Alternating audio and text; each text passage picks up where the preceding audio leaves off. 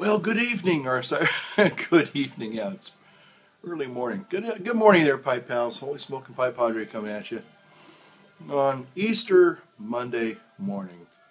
That's right. I said Easter Monday morning because in our liturgical tradition, we celebrate a season of Easter, not just a day. And so today is Easter Monday, in the known as the octave of Easter, the Mystagogia period. Anyway, so how y'all doing? Man, I tell you what, I'm sitting here.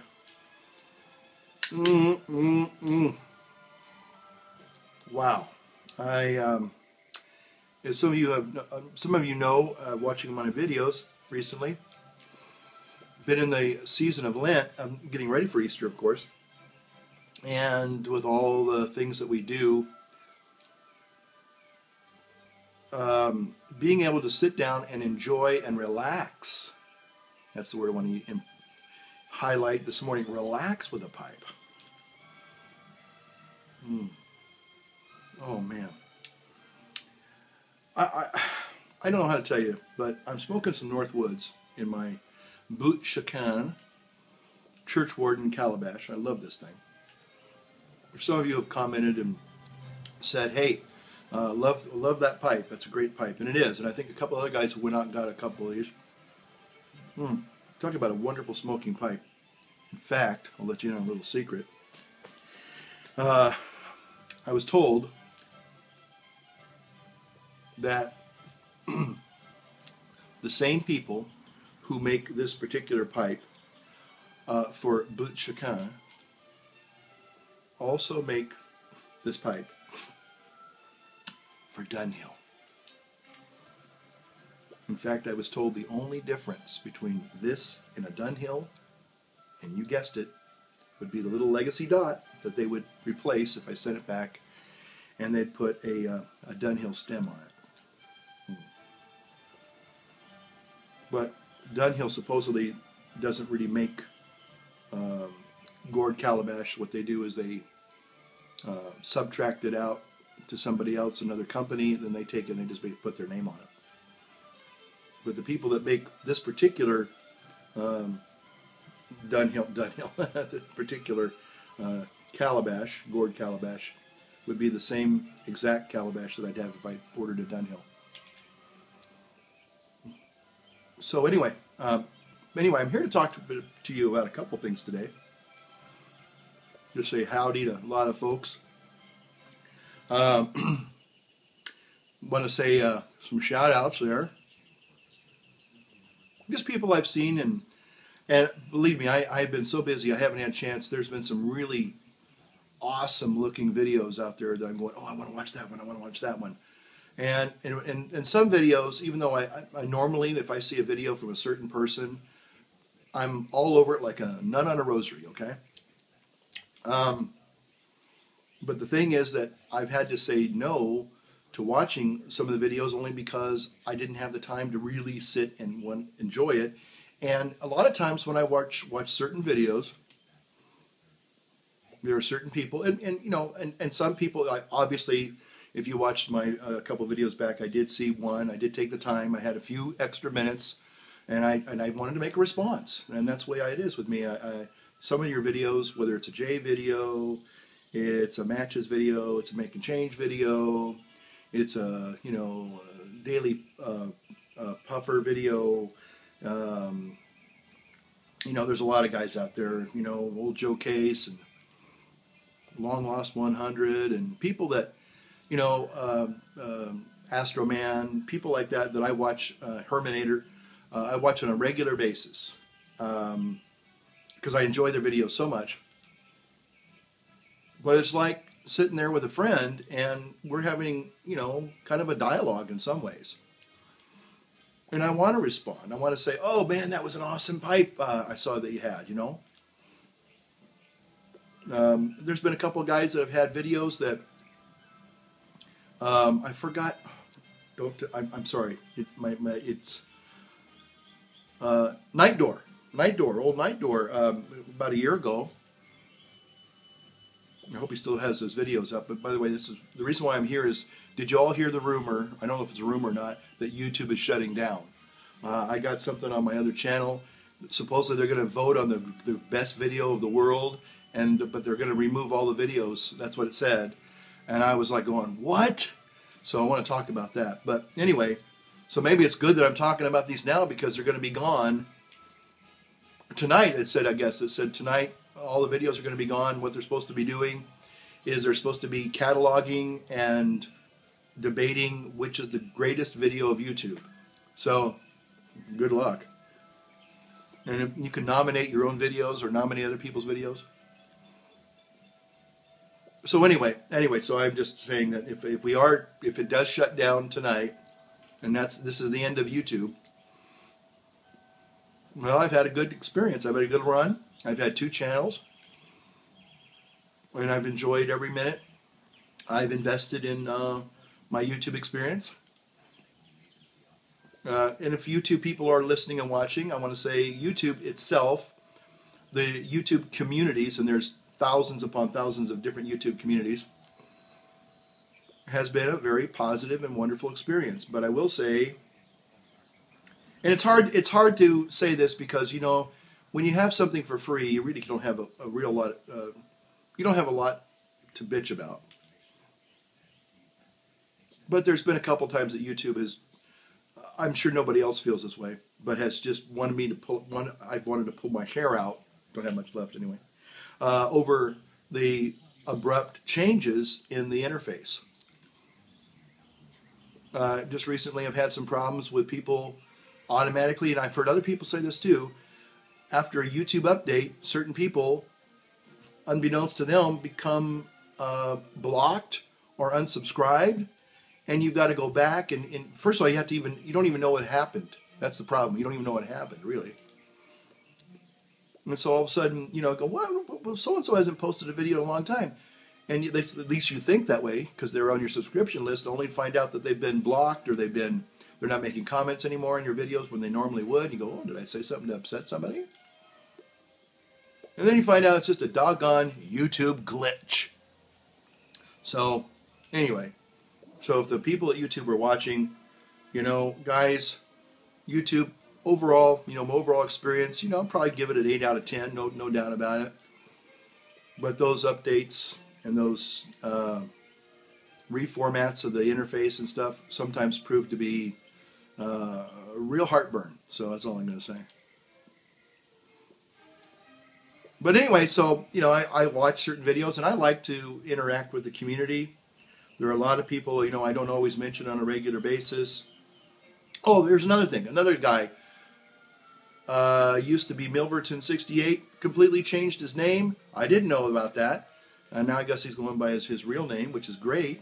I always loved his Sunday morning fireside chats from Southampton, whether sunny or cloudy, and seeing his dogs. One of them just passed away recently, and he got a new one. Hope all's going well with Tim. Boy, this Northwoods is delicious. Golly. Man. Man. I don't know. I've said this before. I'll say it again. Sometimes pipe smoking, I haven't had breakfast yet. But this and a cup of coffee would suffice. Boy, it's just good. Anyway, I just thought I'd get on here and share a couple things that I've been thinking about in regards to Easter. So those of you who aren't really interested in religious things, you can tune out now. And by the way, if YouTube does shut down tonight, it's been nice knowing you, and I wish you all the best. Anyway, what I was going to say about Easter has a lot to do really with human relationships. You know, a lot of times people think that Christianity, one of the tenets of Christianity is forgiveness, and that's true. It is. But forgiveness, and forgive me for saying this, is a lot more than what we've kind of watered it down to or distilled it into. Kind of like, well, just forgiveness is kind of like when somebody hurts me, I kind of overlook their fault and, you know, that kind of thing. You know, like, okay, well, all right, you did me wrong. So long, kind of thing. But I'm not going to hold it against you or whatever, you know. But there's a wound and a brokenness. And so, you know, we try to, quote unquote, I forgive, which basically means, in some ways, and again, I'm not trying to belittle people who have gone through the process of forgiveness. It's hard. No doubt about it. And it's usually with people we love the most, or our family members, or spouses, or kids. You know what? I've never heard of anybody ever asking forgiveness for a pet. I'm having a hard time forgiving my pet, you know. I mean, the dog can crap, you know, in your house. You know, it can chew up your, you know, some beloved thing. You know, it could bite you even maybe, or, you know, maybe even act kind of indifferently after a while, you know, like it doesn't want anything to do with you, you know. Yeah, but we don't hold it against our pets, you know. We never, I'm having a hard time forgiving my dog today, you know. You know, my cat really hurt me last week. I am having a hard time forgiving my cat. You know, we just don't. Isn't that interesting, though? But it's not that they don't make mistakes. Of course they do. And sometimes they do drive us up the wall. I remember one night I woke up in a nice little puddle of pee that my puppy had just done right next to my face. And I was not happy. I used to have a little Shetland sheepdog named Kelty. And she was the love of my life. You know, talk about real puppy love. That was the real deal. And I just absolutely loved this dog. But one night I woke up in a, you know, like I said, it was kind of like waking up in a wet sponge of pee. And I was not a happy camper. I took little Kelty dog and I put her outside for the rest of the night. I was angry. I was furious. It was like 2 o'clock in the morning when that happened, and boy, it just wasn't one of those. It wasn't fun. But you know, you don't think about it the way you would say if a human being did something to hurt you, you know, to do something mean or not mean, but to, you know, to do an accident. It was an accident. Of course, it was an accident. I know that, but sometimes when it comes to people, we have a hard time really letting go and truly forgiving. And I started thinking about that in the life of Jesus, in the life of especially the readings that we celebrate post-Easter. And, you know, when we think about, we sometimes don't really give it a lot of thought. We just kind of realize that Jesus, you know, those of us who believe, you know, well, he rose from the dead, amen, alleluia, alleluia, and, you know, that's the end of it. But if you look at it from just real human life relationships, there was a lot of complex things going on there. You know, and I look at, you know, human interactions, and I have to be honest, I'm more of a spectator when it comes to more of the, shall we say, the more intimate roles that human beings can have with one another. And, you know, you look at people in any kind of relationship, whether it's an intimate relationship, it's a family relationship, it's a work relationship, and it's complicated. And the reason why it's complicated is because all of us are always undergoing changes. You know, Jay said in a video not too long ago, you know, the whole human body actually recreates itself almost every 7 years. So the cells that you carried 7 years ago are really completely new and different cells. You know, in a real way, you are a completely different person than you were 7 years ago. And that's a fascinating thing to say, you know, and to understand. And so we're always in a constant state of change. You know, for example, you know, there are some pipe tobaccos that I absolutely adore and love. Let's all say it together, pirate cake. But there's sometimes I come back to something that I really used to love, and I'm kind of going, doesn't quite float my boat the way it used to.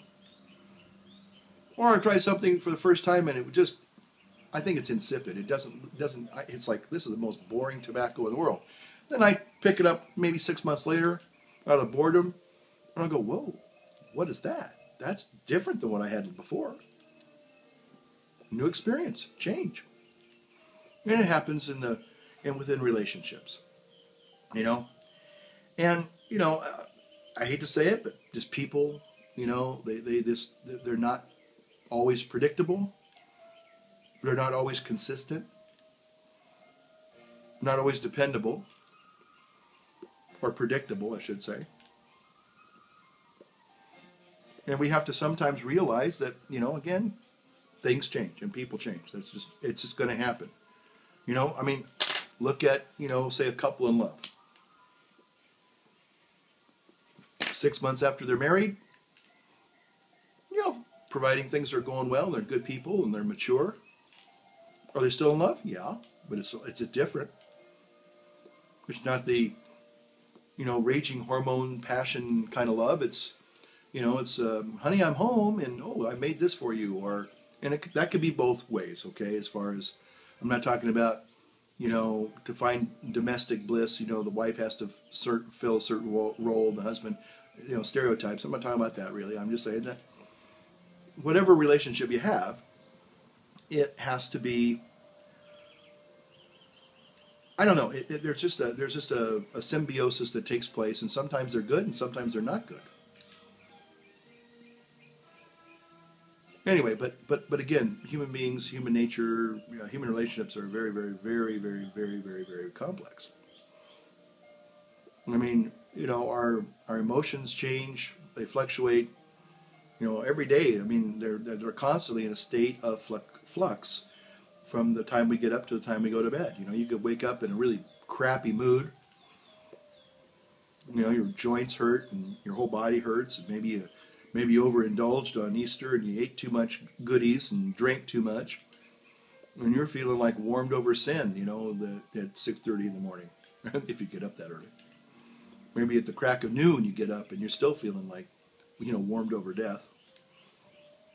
But, you know, maybe a couple hours later, after a cup of coffee or whatever it is you use to, you know, wake up again, you know, maybe you get a phone call from somebody and, man, you're off to the races. And that one person they're the spark of your life, and wow, it's great. We're going to get together and have fun, or just the opposite. Somebody calls and they want something, you know. Oh gosh, you were planning on maybe taking the rest of the day to kind of, you know, come back to life, and now somebody wants you to do something for them, and you really don't want to.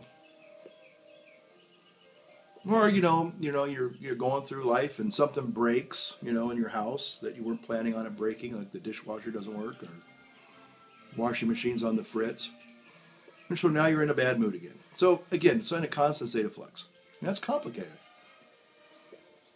And so somebody, you know, especially look about marriages, you know, people that have been together for a long period of time, that relationship has gone through, you know, multiple changes. Without saying that that's a fact of life. And, you know, you kind of have to renegotiate how you deal with things. And again, I think part of the reason why marriage works, not all the time, certainly, obviously it doesn't work for everybody,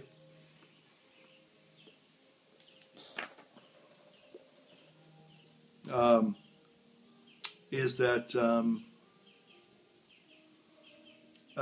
there is some, at the end of the day, there's something a little bit greater than our feelings and our changing emotions. And I guess we call that commitment. You know, when you got a spouse who is a very draining spouse, and trust me, you know, a guy who hears lots of confessions, I hear a wide range of, you know, husbands and wives confessing. And basically, you know, you've got two human beings who are sharing the same space. And I don't care how much in love you are or how much you work together well, there comes a point where that's going to irritate most people. I don't know what it is. Now, maybe there are some rare exceptions that people just can't be separated and they They go through separation anxiety when that person's out of the room going to the bathroom. I don't know. But for most people, we like to have some space. We like to have that buffer. And yeah, there's times it's great to be with somebody, especially when you're in love with them and you care about them and they're the fascination of your life, and you're building a life together. Oh, it was wonderful, wonderful. But there comes a point where you got to have your privacy, your solitude. That's the only, I would say the one thing about being a padre is where most people have an abundance of the relationship on one side, and that's, they have somebody, to fill that loneliness to a certain extent and to be with and to share their lives with. The other side of it is they don't have the commodity of solitude. And so the trade-off for me is I got tons of solitude, and most of the time it's great. But if I am not careful, it can turn into bitter loneliness pretty fast, and that's where I have my struggles. Is there anybody out there? Hello, hello, hello, hello, hello, hello. Anybody? Hello, hello. But the reason why I'm bringing all that up now, and I'm going to kind of bring this to a close, believe it or not, is when you look at what happened Easter Monday. See, the great event for us as believers is, of course, the Passion and the Resurrection. Amen. But the story doesn't end there. And what I find fascinating about this story is that Jesus now, the resurrected Christ, he has all these wonderful appearance stories. He's kind of like ubiquitous. He's popping up everywhere, surprising people. The tomb is completely empty. There ain't nothing there. And he appears to people when they least expect it. They try to lock the doors because they're all afraid of the disciples, and guess who shows up? It's Jesus. He shows up at Emmaus with a couple of disciples, surprising them. He shows up on the seashore cooking breakfast. I love it. By the way, if you've never had creamed scrambled eggs, there's a Gordon Ramsay video. Well, it probably is going to be taken down by tonight, but check it out before you do. You'll love it. And you'll thank me forever, because if you never had scrambled eggs this way, and he doesn't use the F word in this one video. It's probably the only video he doesn't say. Okay, but he makes this delicious cream scrambled eggs, and I thought at first that looks weird, but you know what? One day I tried it, and I'll never go back to dried old scrambled eggs in the frying pan again. No sir, no siree. And the other thing that he serves with it are these grilled vine tomatoes and portobello mushrooms. Just put those suckers next to the eggs that you're making, and 10 minutes later you have yourself. And if you're doing carbs, nice thick piece of toast. Cup of coffee. Best breakfast you'll ever have. Anyway, so when I look at Jesus, it always amazes me that, think about this. When he sees the disciples for the first time, remember, these are the guys that betrayed him, denied him, abandoned him. Now, what do we do when people do that to us? Big unforgiveness now. Boom! How dare you? And we find it almost impossible to forgive people that have treated us in those ways. Now, eventually what we kind of settle for is, I'm going to overlook what you did to me. But that's not forgiveness. Because real forgiveness, and this is the challenge to most of us, if not all of us, it's not overlooking a fault. That's only a small part of it. What real forgiveness is, and I hope you're sitting down for this one, it's the restoration of a relationship. Ooh, ouch! Ooh, I know some of you, I'm going to get some thumb downs on that one. But that's the reality. Look at what Jesus does to those guys and gals that betrayed him, ran away from him, denied him, abandoned him. What does he do? Does he come back and says, hey, you guys, you let me down. Where were you when I needed you? I'm not going to forgive you. Of course, we would never hear Jesus say, I'm not going to forgive you. But there's a sense of, well, I'll forgive you this time, but nothing like that. There's no recriminations. There's no scoldings. There's no lectures. There's just peace be with you. And I just think that's one of the most amazing things. And again, it's not about just overlooking a fault, because what he's doing now, he's reaching out and reestablishing these key relationships, because the relationship is what's important. It's going to go on now to something different and new. Again, talk about change. Look at what is fascinating. The timid, cowardly disciples now will become the empowered, spirit-filled, spirit-led apostles. Okay? Again, active, participatory, restructured relationships is what he shows us, is what I think the secret of real forgiveness is. Now, I know some people saying, well, I could never do that. And you know what? All I can say is I understand. There are probably some relationships I wish I would be, I'm willing if people saw that and said, you know, and decided that they wanted a restoration of a relationship. Would it be easy? No. But I think that's the model that Jesus sets for all of his disciples. And I know that there are some people that look at that, and I've had people even tell me, I don't agree with you. And right, that's okay. I'm just telling you that from the way I see it, that's what Jesus shows us as real, authentic forgiveness. I would much rather have, if I love somebody, now again, maybe it's a business person that I do business with, but I'm talking about people that you really love, and really, they're supposed to love you too, even though they may have let you down. But in the end, wouldn't you love to have a restored relationship with that person if you really love them? Of course you would. Even if they've hurt you deeply, there's part of you that misses that person desperately, you know. It's a pain, you know, that they may be a pain too, but I'm not saying, but that brokenness in that relationship is what causes the wound and the pain and the suffering and the hurt. And that's what I think Jesus came to bring healing to. Forgiveness is a healing process as well. It's not just a kind of a legalistic, I'm going to pardon you, or I'm going to overlook what you did to me, you rotten, dirty scoundrel. You know. But that's what I think it's really all about there. So I wanted to get on here one last time before YouTube goes off the air, and at least kind of, that's my Easter message. You know, I'm sticking to it. And again, it's been nice knowing you all. Oh, by the way, you know what? Today also is my two-year YouTube Holy Smoking Pipe Padre anniversary. It's my anniversary as well.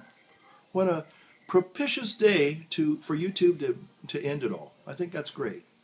I started this thing 2 years ago. Now, I had my other religious channel several years before that. Stevenson RF, if you want to go check that out. But anyway, so I guess happy anniversary to me. Happy anniversary to all of you. I'm sure you're celebrating some kind of anniversary. Maybe it's the first time you smoked some pirate cake or some North Woods, or, you know, you watched a J video, or, you know, hey, you know, first time for everything, right? So maybe you're celebrating an anniversary today, okay? So with that, folks, I'm going to say light up your world. Maybe for the last time, light up your pipe. Holy Smoking Pipe Padre, signing off.